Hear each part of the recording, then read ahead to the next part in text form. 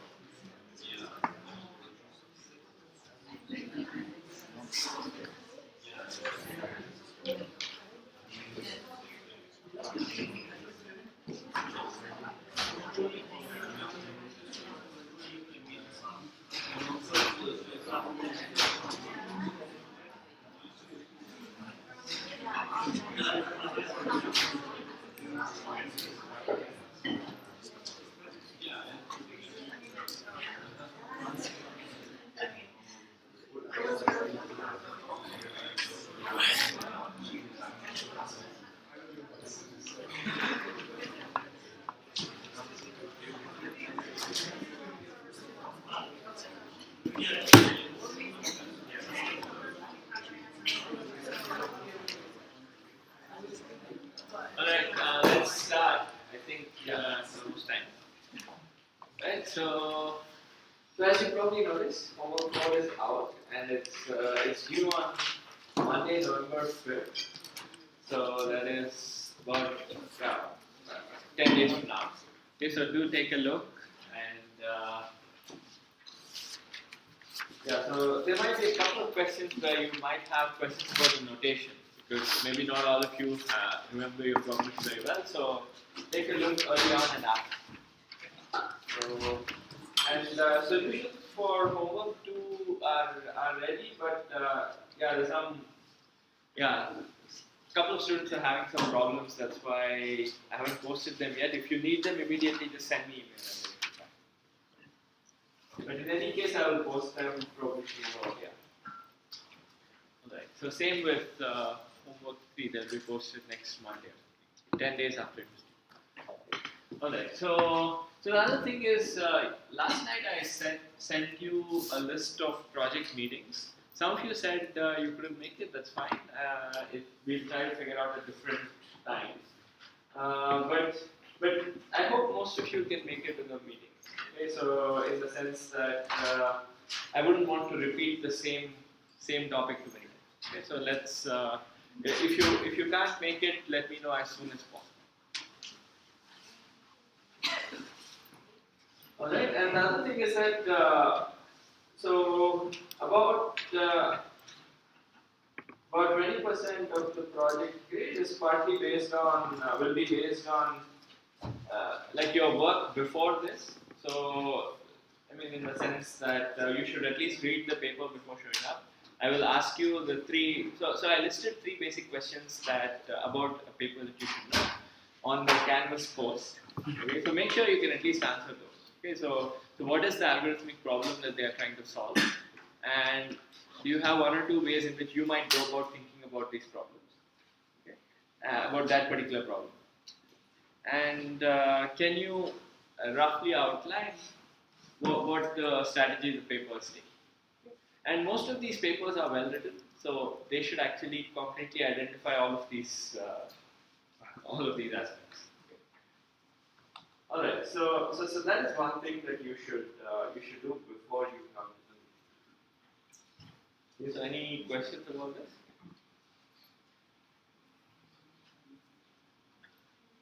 All right, so that's good. All right, so let's continue where we left off last week. Okay, so last week we were looking at this general problem. It's a very basic question in randomized algorithms, which is estimation. Right? So you have a population of people. Each person has a vote, 0 or 1. Okay, and you want to predict the winner of the election without counting all the votes. Okay? And this is something people do all the time. You just sample a uniformly random subset of the people, and you gauge based on that. And the question is, how good is this procedure? Okay, so can we actually give some bounds on how good this procedure is? Okay, and so the last time, I'm not going to repeat the notation, so I just I have all the notation from last time. So we said we were going to choose n people uniformly at random. Okay, and the way we are analyzing things, it is with replacement. What does that mean? It means that first you choose one person, okay, ask them for their vote, put them back, and then you randomly sample from the whole population, including this one person. Okay. So that's what is called sampling with replacement. And it turns out sampling with and without replacement are almost the same, at least for this application.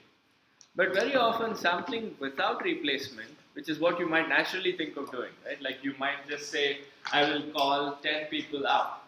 You won't think of, oh, maybe one of them is repeated. Right? So sampling without replacement is often harder to analyze. It's not harder, it's messier. Okay, so to analyze. Sampling with replacement is usually easier, as we've been seeing. So yeah, I will come to that in a little while. Okay, so right after I mention this. So we were defining xi to be the outcome of the outcome, meaning the 0, 1 value of the ith chosen person. Okay, that's how we define xi. And can you say what's the difference in these xi's if you sample with replacement and sample without replacement? You guys have a sense of what is a nice property of these xi's when you sample with replacement? Yeah. Yeah, so they're going to be independent if you sample with replacement.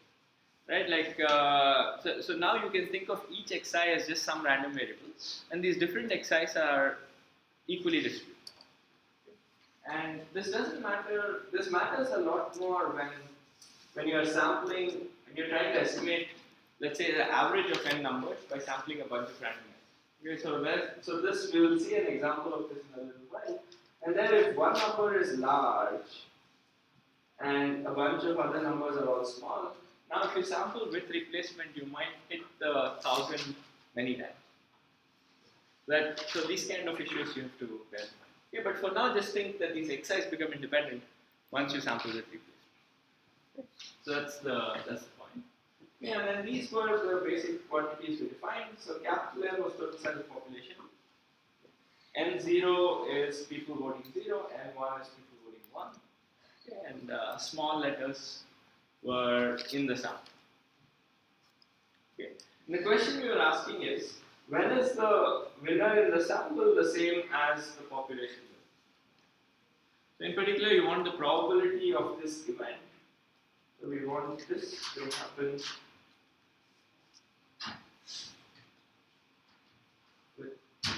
very high probability.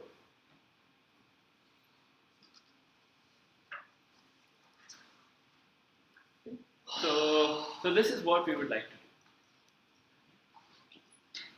to do. Alright. And what do we mean by the sample winner is the same as the population winner? Right? So what we mean is, so this is how we analyzed this last time. Okay, so we said, so suppose xi is what we defined earlier, which is it's the outcome of the ith person that you chose. So each xi has is distributed as it's a 0-1 variable. It is 1 with probability n1 by n, capital N1 by capital N, because this is in the whole population, right? You're sampling from the population. And they are all independent, okay, and they're all identically distributed. Okay, and right, so now you have expected value of the sum of xi by linearity of expectation. It is just the sum of these p. There are small n of them, okay, and that's why you get this n times p. Okay, so this is just the expected value of the sum. And one thing we saw is that the sample winner is the same as the population winner if and only if the sum of the xi's that you observe minus this expected value is smaller than the gap. Okay, so I don't know if you guys all remember this, but let me just quickly recap. Okay, so we had this example where we said the number of people who were voting 0 in the whole population was, let's say, 40%. Okay, and the number of people voting 1 was 60%. Okay, yeah. What's the random variable here? I mean, xi is the probability that. No, xi is a random variable that denotes the outcome of the ith chosen person's vote. Either one. Yeah. Okay, so it's either 1 or 0. It's yeah, so it's 1 if the ith person that you chose voted 1, 0 if. This is in a sample or this is in the whole space or does it? This is in the sample. Okay? So the ith person in the sample. Yeah.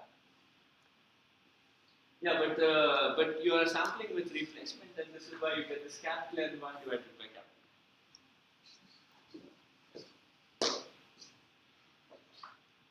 Alright. And so here we said that for the winner to be accurate, you need, so in this case, of course, the true winner is 1, right? Because it's more than half.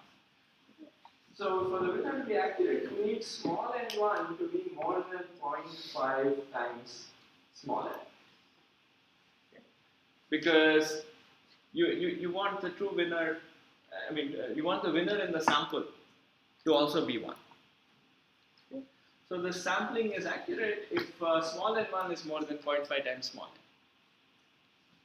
n. And what does this mean? So it means that small n1 minus, so this thing,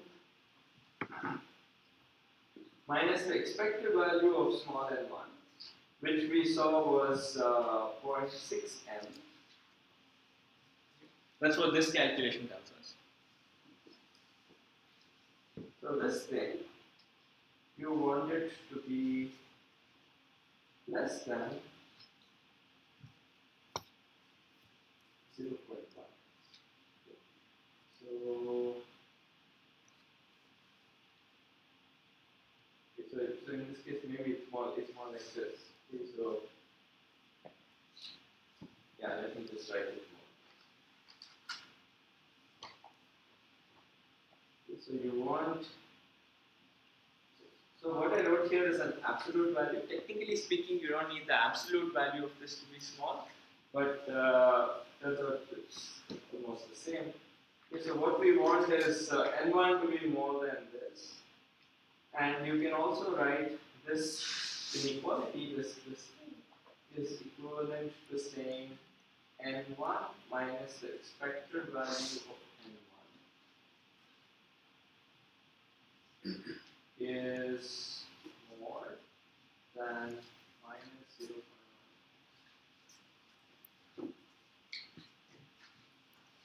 this is just a basic calculation, right? Because the expected value of n1 is just 0.6n. So all this is saying is that so you expect, I mean, you want this quantity to be not too negative.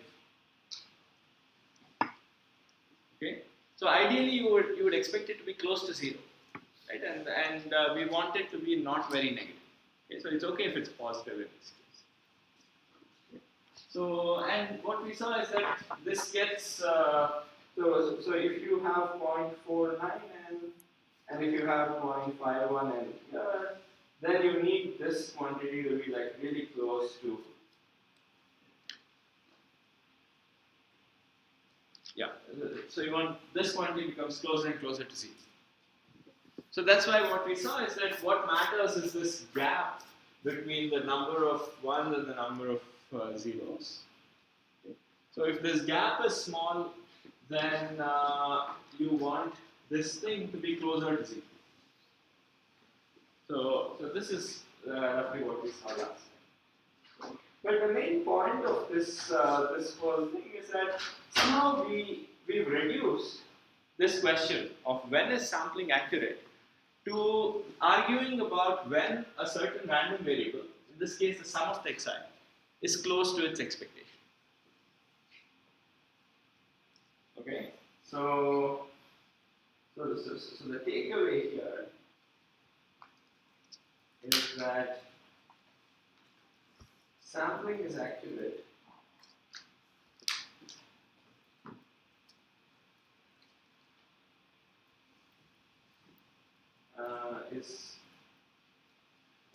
I'm not writing an if and only if because formally it's not if and only if because we only need one side of this.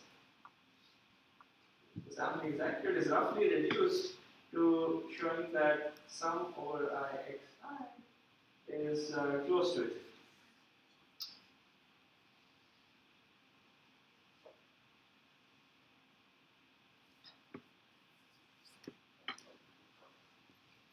Okay, so this is the main takeaway. Okay? So you've reduced analyzing the accuracy of sampling to this more mathematical question of here's a sum of random variables, here is some random variable which turns out to be a sum of independent guys, and you want that to be close to its expectation.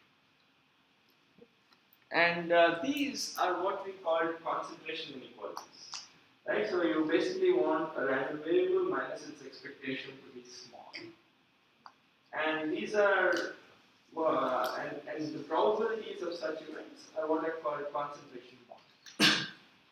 So abstractly, a concentration bound basically says that if you have some random variable z, okay, then it's a bound of the form the probability that z minus the expected value of z is more than a certain quantity, more than something. So lambda is less than or equal to some f. So all concentration inequalities, you can think of them as bounds of that kind. Okay. Where you have probability that random variable is more than its expectation is at most a match. And we saw, the first example we saw of that was what is called Markov's inequality. Right? So there, it wasn't quite a difference, but it was something similar. Okay? So it said that the probability that z is more than some factor, some t times the expectation, was at most 1 by t. Okay? So that's what, yeah. So that variance divided by t power 2, how is it related with the gap from the previous? Yeah, I will come to that. So, I mean, I'm still, yeah, I will get okay, yeah. I don't remember. Yeah, okay. We will see that. Okay, so I will calculate it. Alright, so, okay, so Markov's inequality is a simple example of this. And last time I also mentioned this inequality called Chebyshev's inequality. I think I stated it slightly differently. I stated it like in this manner. But let me first state it like this. Okay, so what it says is probability that a random variable minus its expectation is more than t is at most the variance of the random variable divided by t square. Okay? And the variance, we defined it as simply the expected value of x minus ex. Okay? And we said that the proof of this is actually very simple. It's basically Markov's inequality applied to this new random variable that is x minus ex whole square. Okay? So that was the proof of this Chebyshev. Yeah, but the point is that in some sense, what this says is that the probability of being p times the standard deviation. The standard deviation is always defined as the square root of the variance. Square root of the variance is at most 1 by t square. Okay? Because here I'm putting this, you can think of putting a t prime equals t times the standard. Okay, and plugging that into the previous one. So now what is your question? Now what was your question again? Oh, you asked about the gap, right? Yes. Yeah, okay. Yeah, we'll come to that. Okay. But this is, so this is called Chebyshev inequality. Alright, so now how do you apply this to sampling? Okay. So, and in this case, let us look at a concrete setting where you have again this n0 equals 0.4 and n1 equals 0.6. Okay, so the gap is 0.2, and here we want this value n1 minus the expected value of n1. We want its absolute value to be less than 0.1. Okay.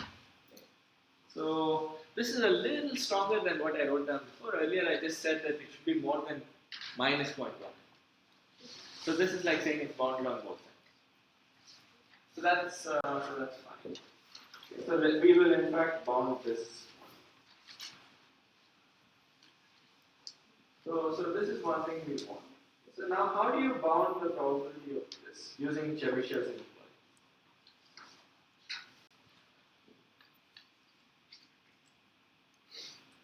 So if you apply it naively, right? So what would it say? So Chebyshev inequality will tell you that the probability that n1 minus the expected value of n1 is more than 0.1. This is less than or equal to variance of n1 divided by 0.1 times n1 also. Okay. I'm just plugging this into the formula. So if you want to use this, you want to compute that quantity variance of n1. Alright, so now what is the variance of n1 in this case? So n1 was the number of ones, which was basically sum over I xi.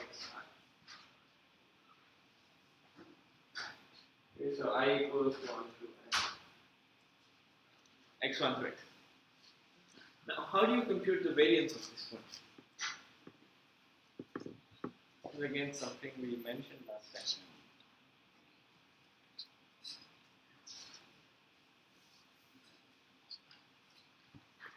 Okay, so last time we said that if you have independent random variables, the variance of the sum is basically the sum of the variables. Okay, so last time we saw this fact is that if xi are independent,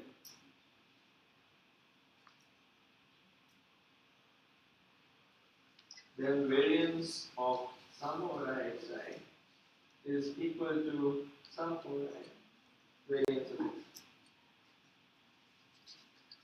Okay.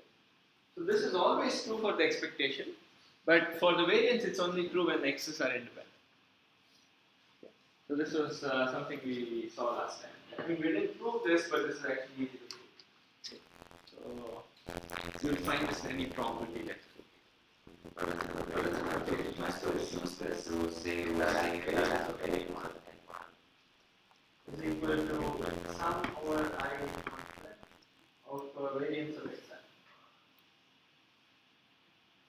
is the variance of xi?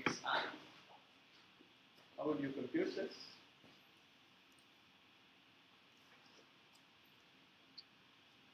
So what kind of a variable is xi?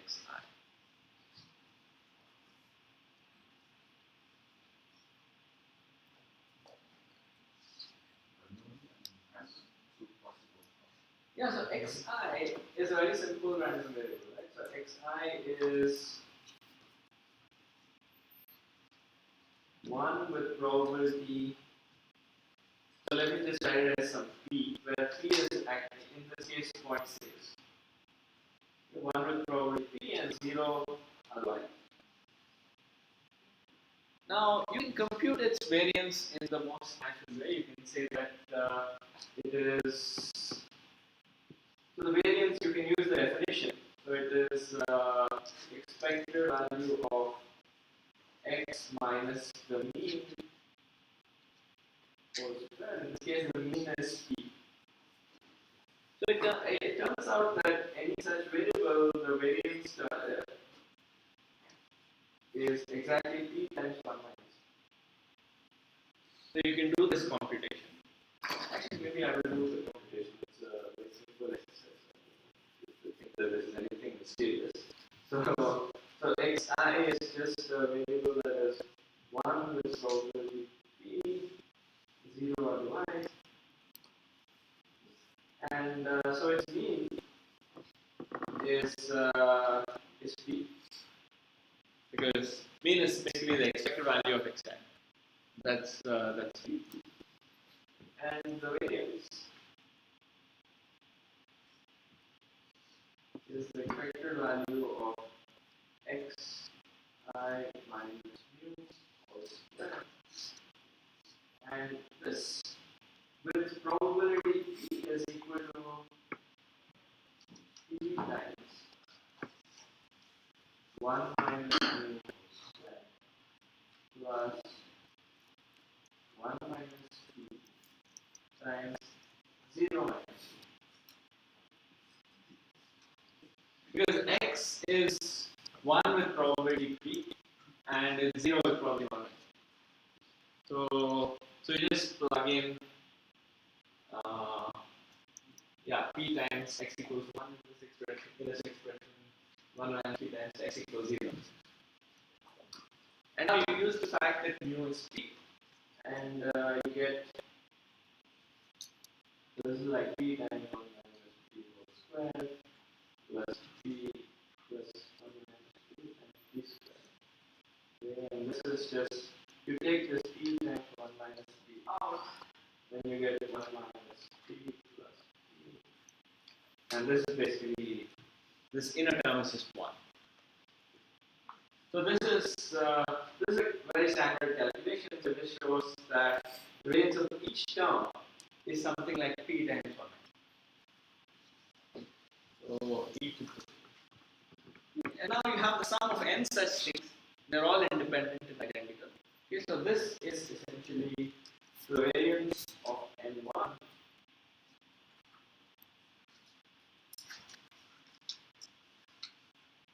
is np.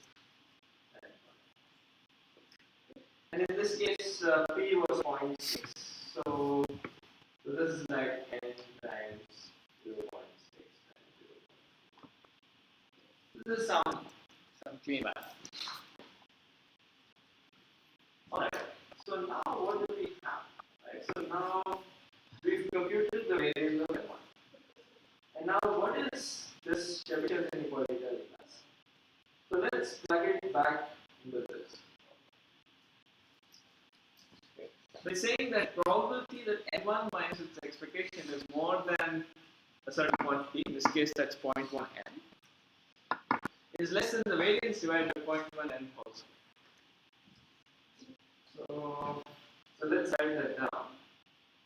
So the probability that n1 minus expected value of n1 is more than 0.1, less than or equal to this, the variance divided by 0.1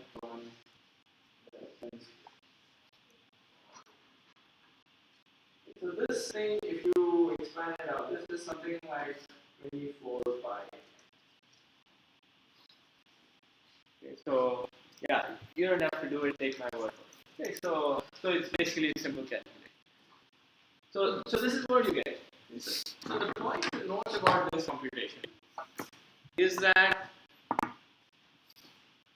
the numerator was some p times 1 minus p quantity. The denominator, it depended on the gap. Right? So the gap was 0.1. Okay, so that's why you got this 0.1 squared. And you have an extra n that's coming in the denominator. Okay? And so if you remember, this is exactly the problem with Markov's inequality. Like we were not getting this kind of a concentration bound where the probability actually reduced with n. So what this is saying is that if you now pick your sample size to be 1,000, okay, then the probability that that this quantity was more than 0.1. Okay, so this basically means that your sampling procedure did not work, because if n1 was too far from its expectation, then presumably you got the wrong winner. Okay, so the sample was not an accurate representation of the entire data. Okay, so if this kind of a deviation happened, so you're able to bound the probability of such a bad event by something that drops with n.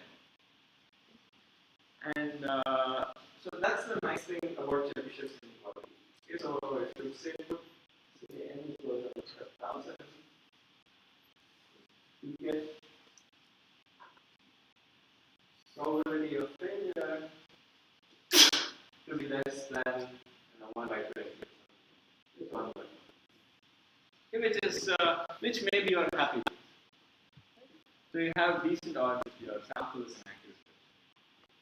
And you also have this nice property that if your sample size was larger, you get a better probability. You get a lower probability of failure. Okay. So this is one nice thing that happens. Okay, so now going back to his question of where does the gap come into this computation? Right? So note that what happens if you plug in a gap of 0.001, let's say, into this computation. So what happens? What do you think?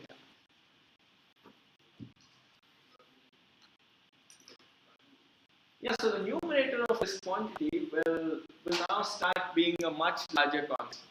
Right? So the denominator will still be this n, but now you get a much larger quantity. Right? So you'll probably get something like 25 times 10 to the 4 by. So this still drops with n. If your n was large enough, this would still be small. Okay. But the point is that n should now be really, really large. Only then you get a decent box. And this intuitively makes sense. Right? Like if the gap between the candidates is very small, then you need a lot more samples in order to predict the result of an election. Okay. So this is intuitively what's going on in this calculation. Okay, and this calculation shows how to formalize this calculation. This doesn't take into account the population size. Oh yes, so this is a great question. So this also proves that the population size is irrelevant. Okay, so if right, so in some sense, you as long as you have small n being large enough, the in this 0.1 case, if you took a sample of 1,000 people, no matter what the original population was, you still have a high confidence of predicting the outcome. Okay? So it's a great point. Isn't it about where you take into account the population size you can get Yes, so you can. So in fact, this is not the best bound possible. We will see a little bit that you can get better, but no. So you don't need the population. I mean, you won't get anything better even if you take into account the size of the population. Maybe unless it's too small. If it's very small, okay. Worst case, you don't have to sample with replacement. Yeah. Isn't the population size implicit in the expected value of n1 for to be never expanding n1? No, right? Because the population size sure shows up in the computations, but it all gets cancelled out. Yeah? So it always gets cancelled out. So in some sense, no matter what it is, you this bound that you're getting here always holds. And this is one nice thing that is true about samples. So often you get bounds that are independent of the population size. And this is particularly true if you're solving a more complicated estimation problem. Like might be estimating certain quantity of a graph, and you have this massive graph. Somehow your sampling bounds will tell you that that your probability of estimating correctly, at least approximately correctly, will be independent of the graph. So that's yeah. So it also comes down to the margin. Mm-hmm. Right. Yeah. That's what. Yeah. So you could say, what if my margin was only square root of capital N? Okay. So you could say that. So that's like saying I have n by 2 plus square root n people who vote for 1 and n by 2 plus square root of n people who vote for 0. So in this case, of course, the number of people you sample must grow with capital. Okay. But as long as they are constants, you get a bound that's independent. So these are all very good questions. So I'll pause for a little while if you have others. Yeah. Go back 2 slides and show us basically the facts. Now that we've proven our bound, what we were proving. Yeah. Some slide where you have. Maybe this one. Yeah. Over to Right. So what we showed is that this inequality, okay, holds with probability. Right. So let me just write down this one. So what we showed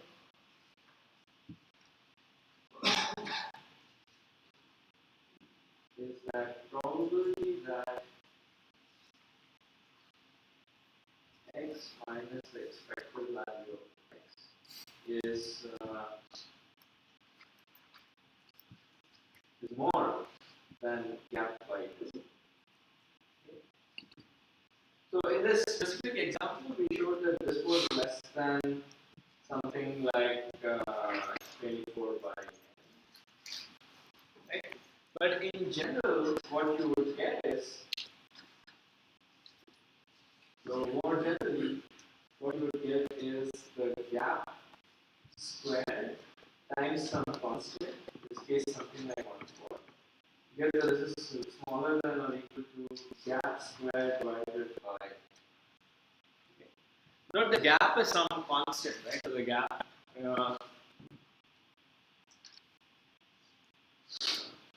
The gap, let me just define this gap bar.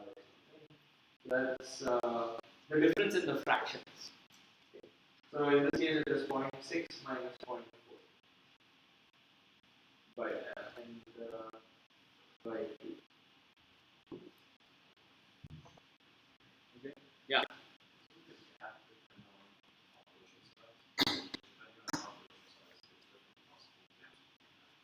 Right. So you can always, yeah. So this goes back to the question he asked earlier, right? Like if your population has a size of some n, your gap could be like square root of capital N, right?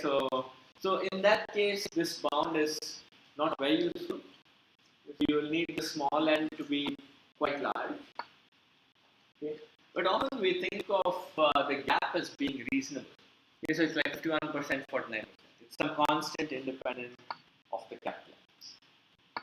So that's the setting in which you just get a constant bound. Okay. Yeah. Yeah, but that's a good point. It's similar to what he had asked. Right? So yeah, so this is what we did, and Okay, sorry. I should have. The gap should be in the denominator. Because if the gap is small, your bound becomes twice. So, yeah.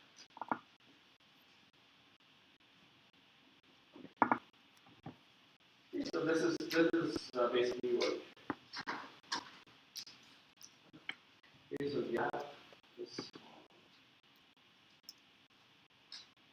It's larger and is.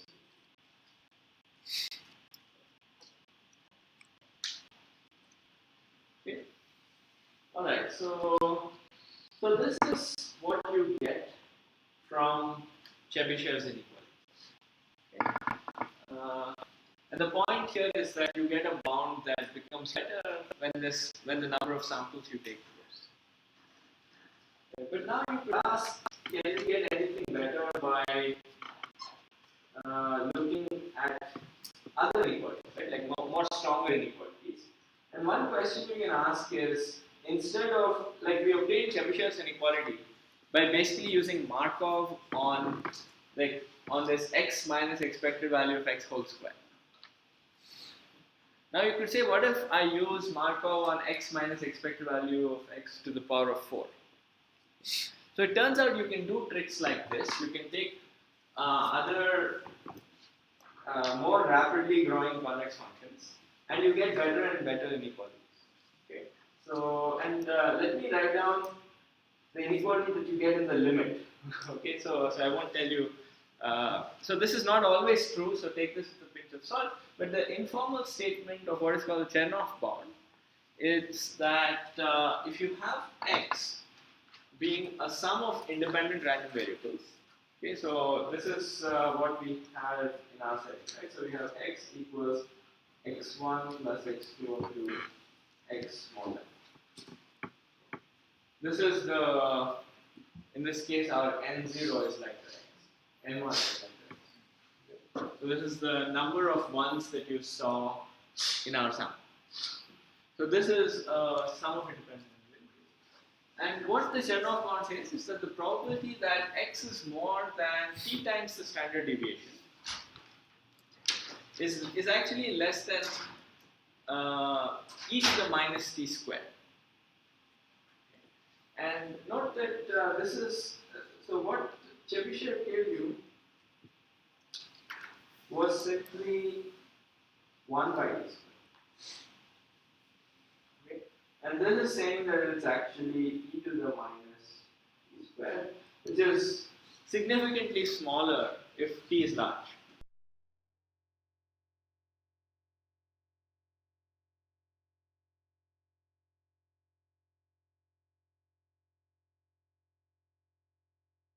Right there. This is the rough model of.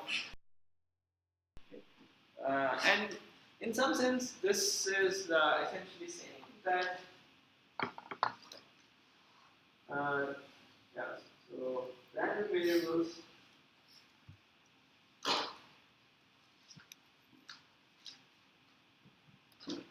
don't deviate more than the variance, okay, typically.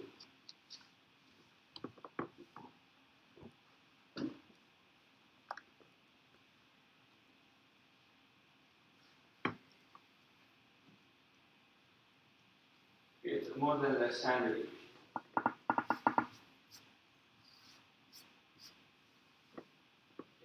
So it's like saying, so if you think of random variables as, and this is just a real value kind of thing, right? So you have the mean which is out here, and often you have these standard deviation which we call sigma.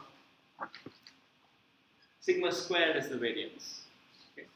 And what this kind of bounds say is that the probability that you're more than some t times sigma away, which is like being on this side or being on this side, goes down very sharply with t. Okay, so it's like e to the minus t squared. And this is roughly, so if you know about these things, so this is like a distribution of a normal random variable. This is called the normal random variables. I apologize for overlay, but yeah. so this one's called a normal random variable. So the probability goes down as e to the minus t squared. And this is, so there's a more general phenomenon called, so yeah, actually, have you guys seen such picture before? Yeah. Is there any time that we have our normal round variable then? So yeah, so okay, I have to be a bit more formal. So the tails decay as this e to the minus t squared, right? You can show that if you take enough of these xi's, then it will start looking like a normal random variable. Okay, and this is what is called the central limit theorem. Okay, so this is a very famous fact in probability theory, and this is called central limit theorem.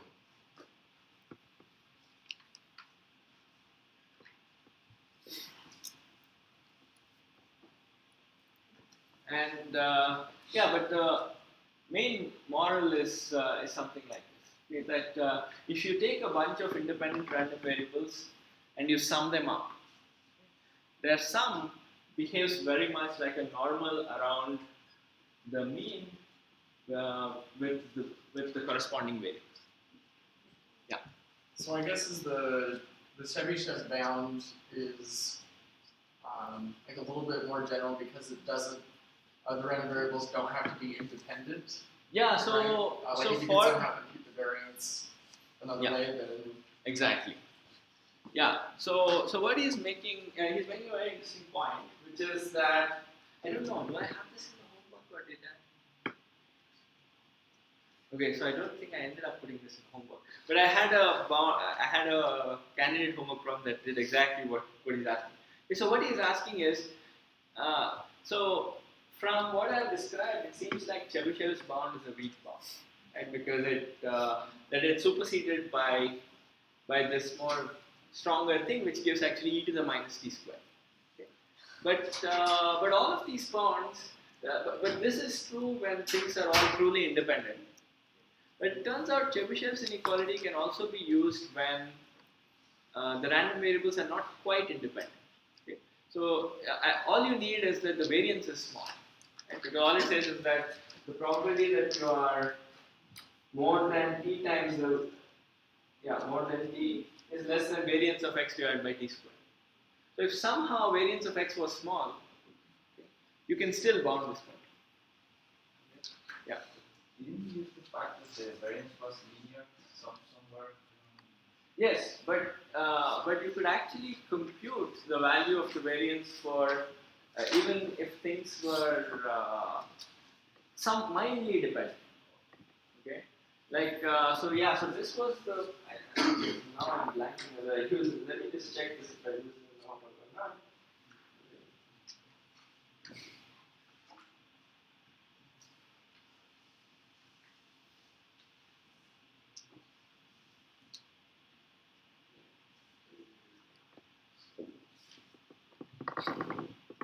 Don't use the browser on this one.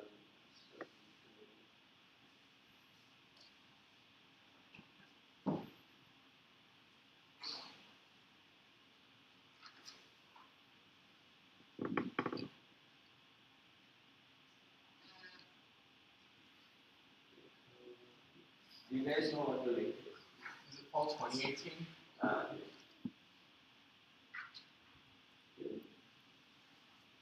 I don't.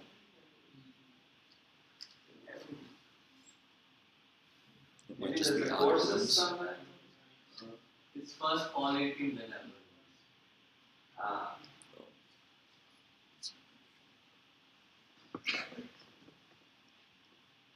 I'm just curious if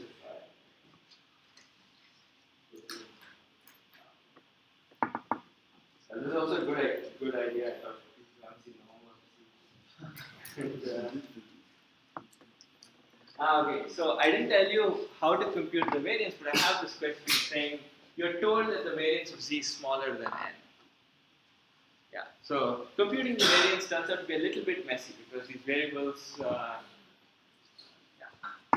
may or may not be independent, and but sometimes you can compute the variance even if they're not quite independent. Okay, and in this case, this can be done for the balls and pins. Rings won't be independent, but you can still compute variance of sum of xi.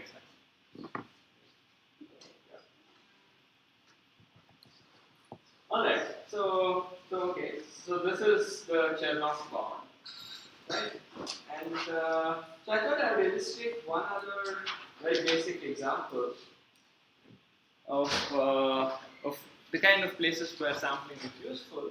Okay, so it is this question of estimating the average of an array.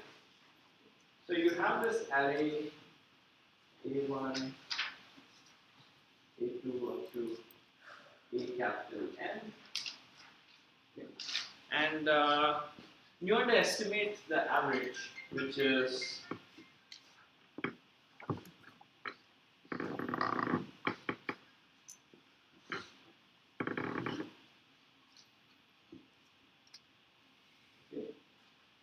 and so how would you normally do this? I mean, suppose you didn't want to spend capital N time, right? So how would you do this?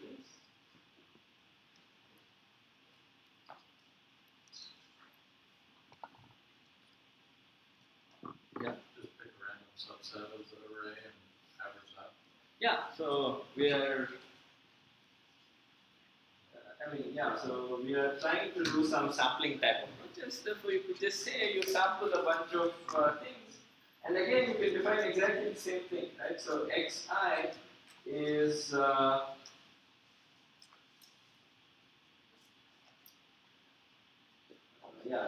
let me just write the informal statement. Okay, so like pick random indices.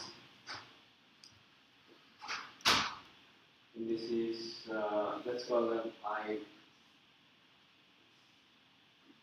let's call them J1, J2 up to J small n. Okay, and you just compute the average of A J1 plus A J small n divided by. Okay. So this would be a decent guess for the average of the whole thing. And that's what we want to understand, right? No, so when would this be close to that average?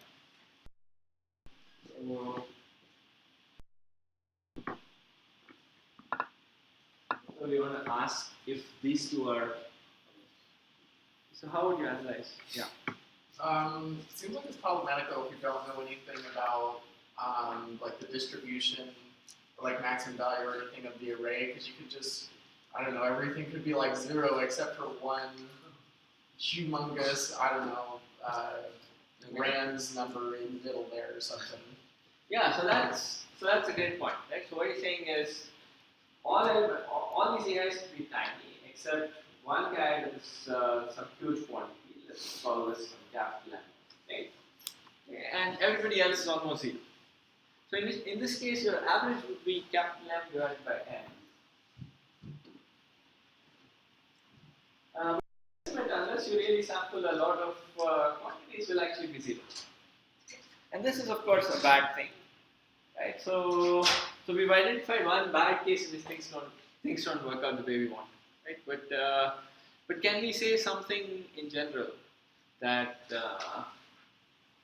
so in this bad example, what can you say about? Is there a way to characterize why this is bad?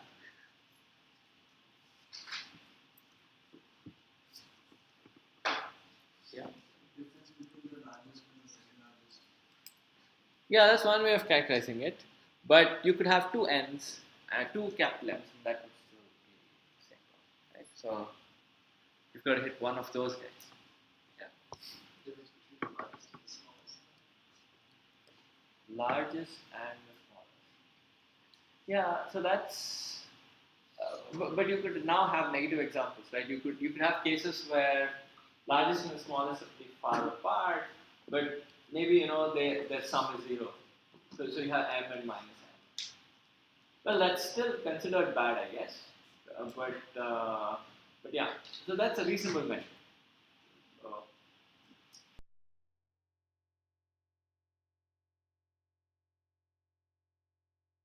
In terms of the bounds, right? Like, so what is, you can now try to analyze it the same way we analyzed regular sum. Right? So let xi be a random variable that is a of j sub I. So it is whatever value you got when you picked the ith random index. So that's xi. And now we are analyzing things the same way, right? So how is x capital I distributed? Sorry, yeah. Well, how is xi distributed now?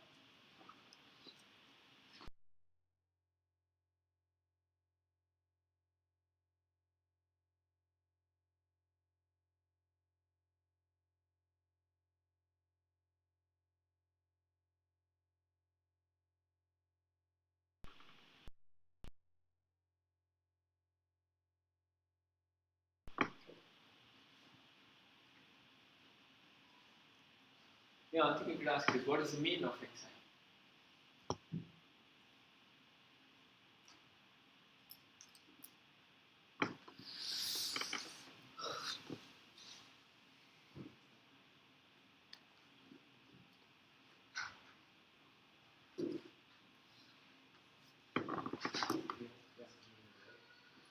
Yeah, so this is the, and why do you say so?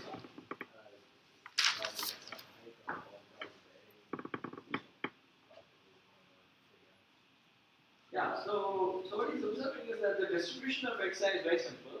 It is xi is a1 with probability 1 by n. It's a2 with probability 1 by n, capital N, sorry, and so on. So the expected value of xi, each xi, is basically 1 by n times a1, 1 by n times n2, so on, which is the average of the. So this is easy to write, and so now we can add. So my point in this example is that we can analyze this exactly the same way that we analyzed the previous election voting example. So you can say that.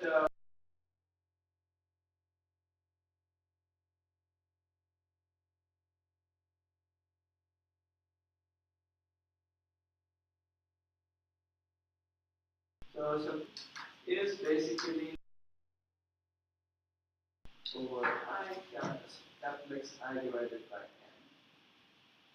So this is the estimate of the average, right? Because our estimate was basically you took these random indices ji and you're looking at aj1 plus aj2 to aj n divided by n. So this is your estimate, right? And so this is what we have. So now this is also a random variable.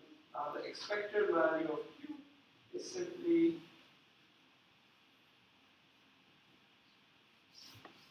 n times the expected value of x, which is average of divided by n, and this is simply the average.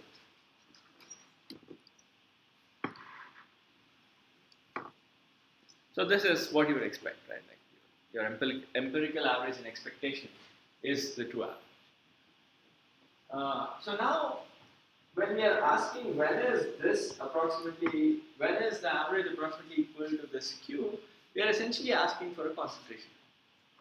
Right? So you can analyze this exactly the same way we did before. So the probability that, let's use Chebyshev, or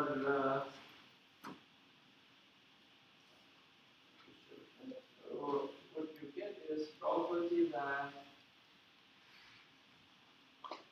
q minus expected value of q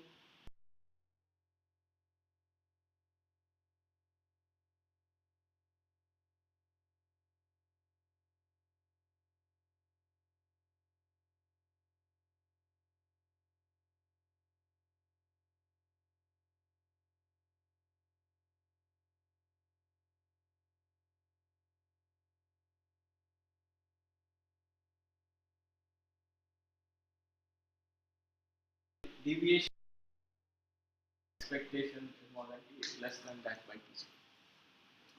So in some sense, the variance of this q is what seems to matter. And yeah, so you can now go ahead and you can again use the fact that these xi's are independent. So you can estimate variance of Q the same way we did before. Is n times the variance of xi. And this in this setting is yeah, I'm going to write this down, but you can verify this. So it's 1 by n times a0 minus b squared plus 1 by n times a1 minus b squared.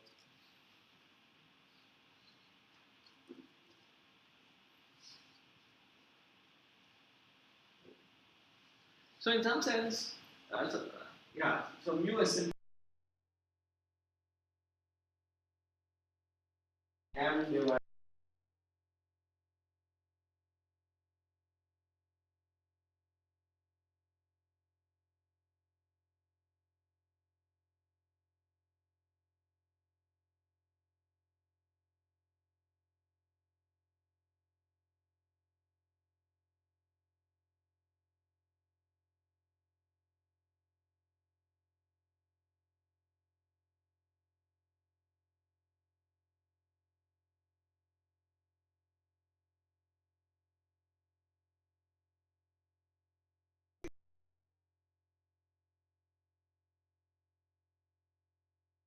Of certain,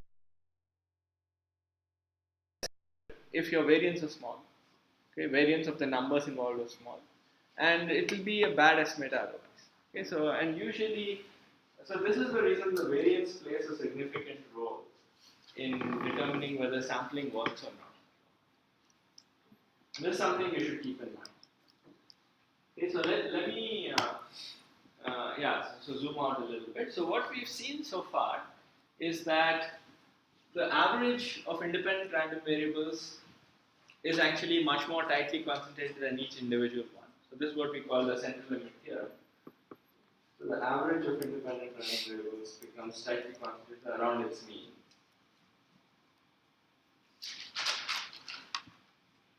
And this kind of phenomena is useful for studying sampling and estimation of all kinds. And the main thing you should remember is that this variance is of this kind of an estimator is typically a significant one. Okay? So if the variance is large, sampling doesn't usually work.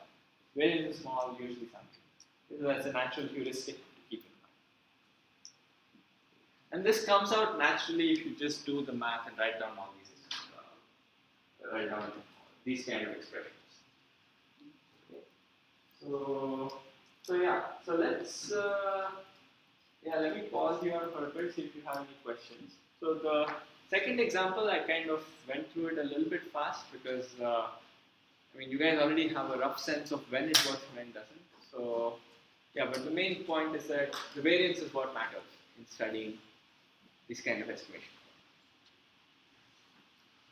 Okay. So all right. So I thought I would mention a few other examples of when randomized algorithms give you a little bit more power over traditional algorithms. Okay. So that's sometimes in a little bit of an unexpected way. Okay, so I wanted to give a few examples of this. So, right, so one example which you can phrase as like a puzzle is suppose you have n identical rooms, okay, and in each room, let's say you have 5 doors and they all look alike. You don't know which room leads where. Each door takes you to one of the other rooms, and then you will be in a very similar situation as before. And okay, so is this setting clear? So this is, so you can think of it as the rooms as if you think of them as just vertices in a graph, then it's like saying that out of every vertex you have a degree of 1. Okay, and there's no way you can distinguish one door from the other.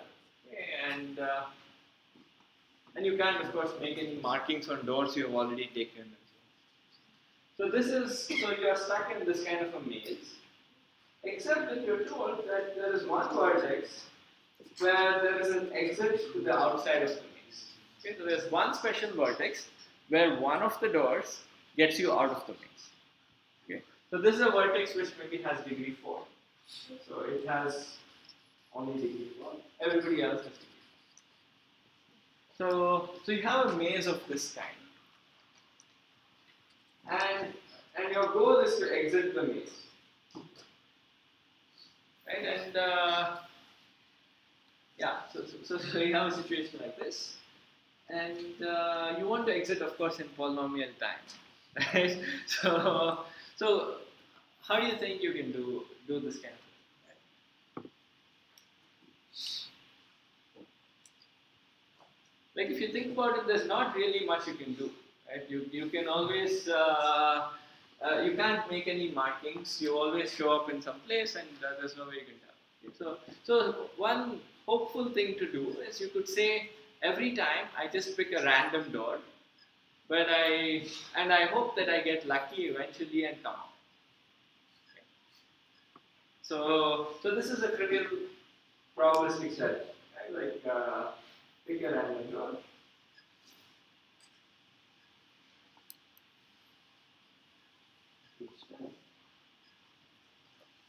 And hope you get out eventually.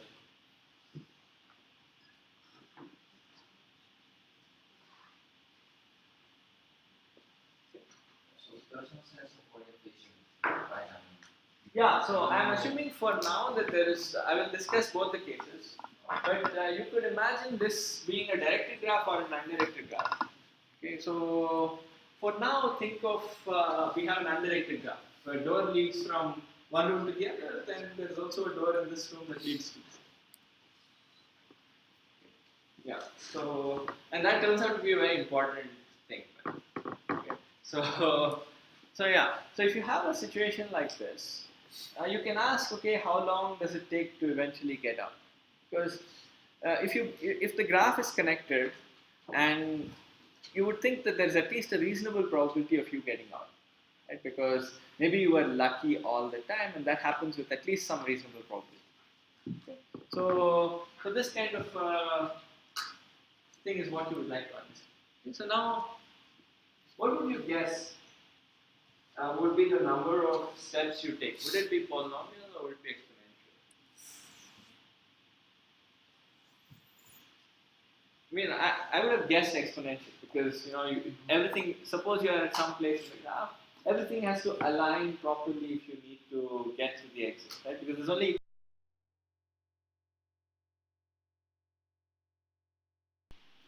so unless you were super lucky to get to that vertex, when you got there, you had to choose the right door, and so on. You would not actually exit the maze.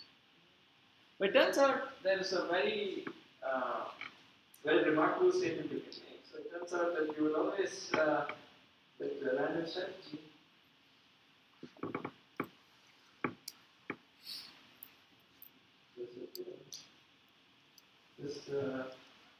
The classic theorem. I don't actually know who proved it first, but yeah, so random strategy will get you out of this. Get you out.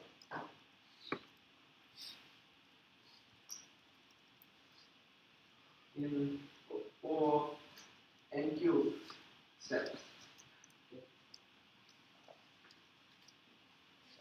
Yeah. So in this case, if the degree is 5, you can even show n squared d. So it's even like n squared. Okay. So this is a very interesting theorem, and it only works for undirected graphs. Okay. So if your maze was directed, then it turns out you can build examples where you need exponentially many graphs. Okay. So those kind of bad examples exist. But if your maze is undirected, then just a random strategy will get you out in something like n cube steps. And this is by no means very easy. So it in fact uses the proof.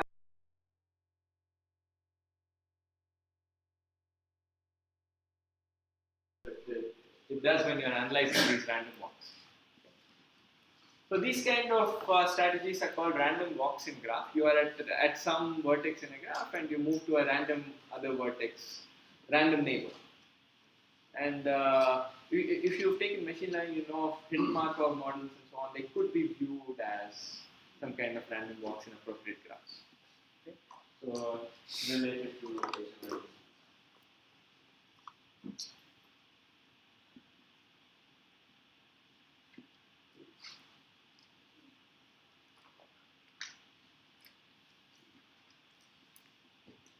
Okay, all right. So this is one. At least, yeah, I thought this was an amazing fact the first time I saw it. So, all right. So what is the other kind of a natural application of randomness? So sometimes you can estimate quantities in surprising ways. Okay, like some of you are doing this kind of things as your project. Okay, but let's say I gave you two sets, two large sets, and so this is and let's say you have two people. Let's say Alice. Okay. And Alice has one set, Bob has another set, and let's say they want to estimate the size of the intersection between these two. Okay. So, and yeah, so in particular, let's make the problem a little bit easier. Let's say that each SI is of size roughly n. Okay, so size of this one is n. And you want to estimate this to an accuracy of, let's say, epsilon n. Okay. Yeah, so firstly, yeah, if this were the thing, can they actually not communicate the whole set and still compute the size of the intersection?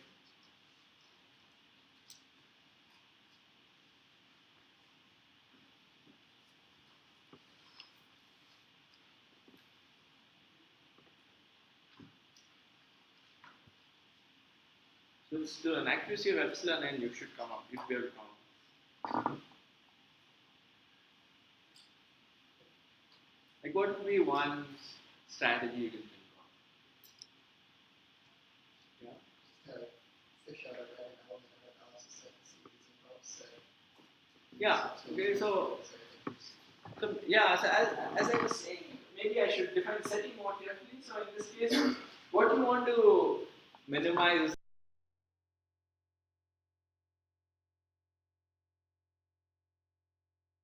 strategy is saying is Alice picks a bunch of random elements from her set, sends it to Bob, and if these sets had a large intersection, then they should be able to estimate the size of the intersection up to this epsilon n factor using, let's say, 1 by epsilon squared sum.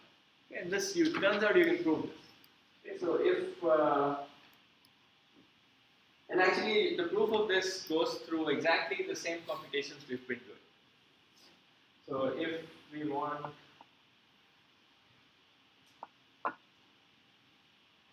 accuracy of epsilon n,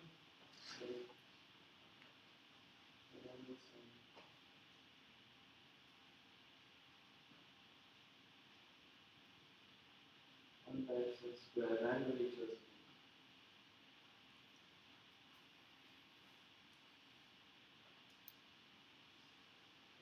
And you can compute the size of this intersection. Yeah.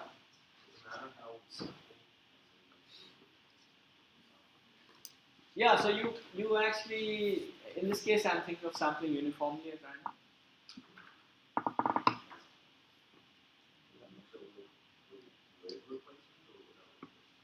Oh right. Yeah, I'm sampling with replacement. Yeah. These things always become easier to analyze to sample with replacement. So if the sets are small, Well, the point is that if these n's are large, then you only need a fixed accuracy of something like epsilon n.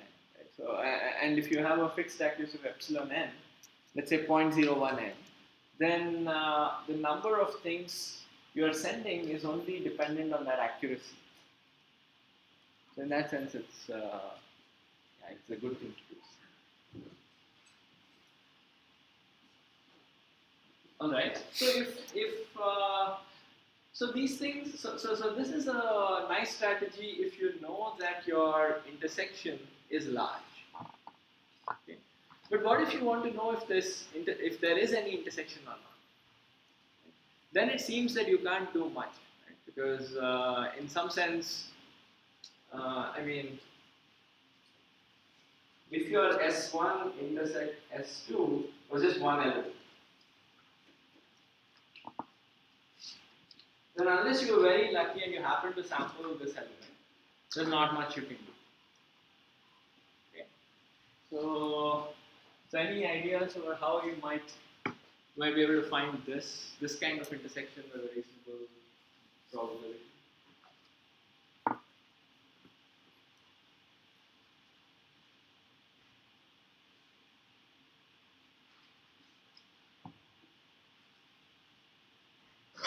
So this is, it turns out to be very challenging, but yeah, so there's a very clever way of doing this. So let me, maybe since I don't have that much time, maybe I won't do this, but turns out if you assume that both of them have access to what is called a shared randomness, in the sense that they are both, they can both toss coins, or rather, think of like two people being in like different rooms and not being allowed to communicate, but they can both from their windows can observe a random event, something like that. So you have some kind of a shared random. So this is what is called a shared randomness, and it turns out that if you have something like this, so if you have shared randomness,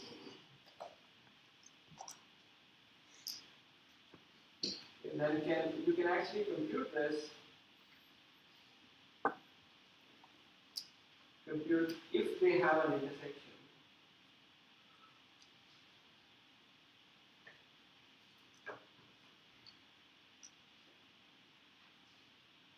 in using O of log n, using bits of communication.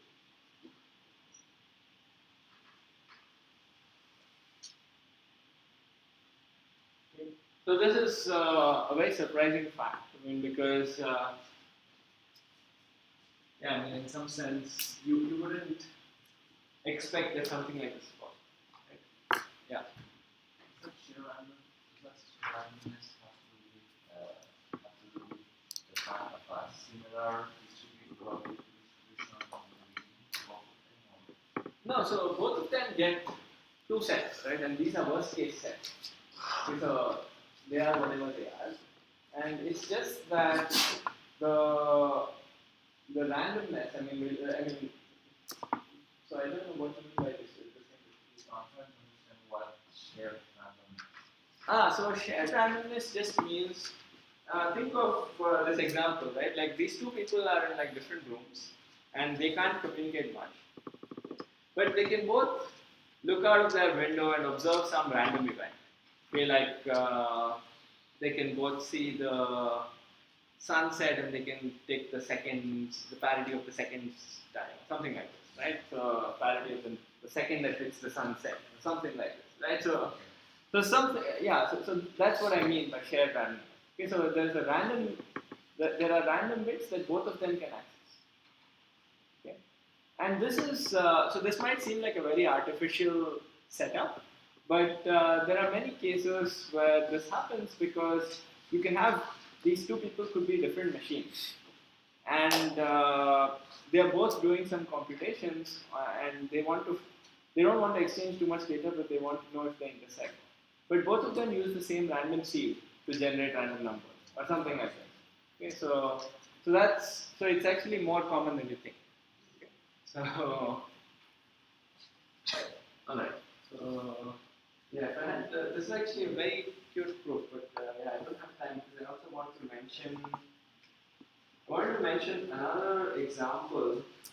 So this is something I wanted to do but we missed the class on Tuesday, so I wouldn't be able to do this, is this algorithm for finding the minimum cut. So this is called Target's algorithm for the minimum cut. I alluded to this earlier when we were doing cuts.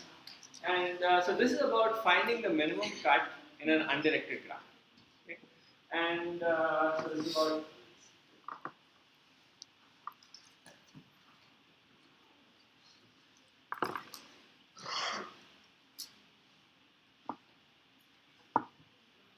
now we should ask, okay, what is the source and what is the sink? But let's imagine that you don't have a source in the sink. You want to minimize over all source sink pairs of the minimum cut.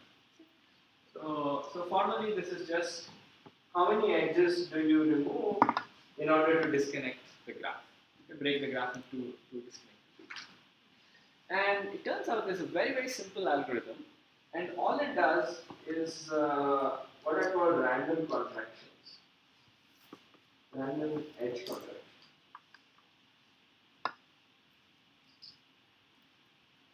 So at every step, you pick an edge uniformly at random, and you contract the two endpoints into a single vertex. So it's similar to one of the homework questions that one solution to one of the homework questions of the last. Okay, so yeah, so if you contract these two into, let's say you're contracting this edge, this is UV. You now have a new vertex called UV, and you put parallel edges to common neighbors. Okay, like if this W had a, you just put parallel edges. So this is a way of obtaining a new graph with one less vertex. And now what Carver showed is that if you just keep doing these edge contractions completely uniformly at random, then and you do this until you just have two vertices left. Now you'll have a bunch of parallel edges between those two vertices. The number of parallel edges is the size of the main cut. Okay, so this is the whole argument. Okay? Like you do random contractions until you get two vertices, and you output the number of parallel edges between these two as the size of the main cut. And so it turns out that if just this thing has a success probability of at least 1 by n squared. Okay. So it's not super great. You would expect it to be exponentially small, right? Like you somehow want to find exactly the right cut, and you somehow want to really find the right cut. You expect this to be exponentially small, but he showed that this is at least 1 by n squared. So if you repeat this process, let's say n cubed times, then you're bound to hit one of these minimum cuts, okay, with like extremely high probability. And this is the whole algorithm. Then he found a way to even make this faster so that you don't have to repeat all the time and so on. Okay. So yeah, this is actually one of the fastest algorithms we know for minimum cut. This gives, if you don't repeat n squared times, you do something more clever, you get just near linear time algorithm for finding the minimum cut. And yeah, so it's very simple. It's based on this really simple idea of random contraction. Okay. So yeah, let's conclude here. I wanted to, we're out of time. You can ponder these things.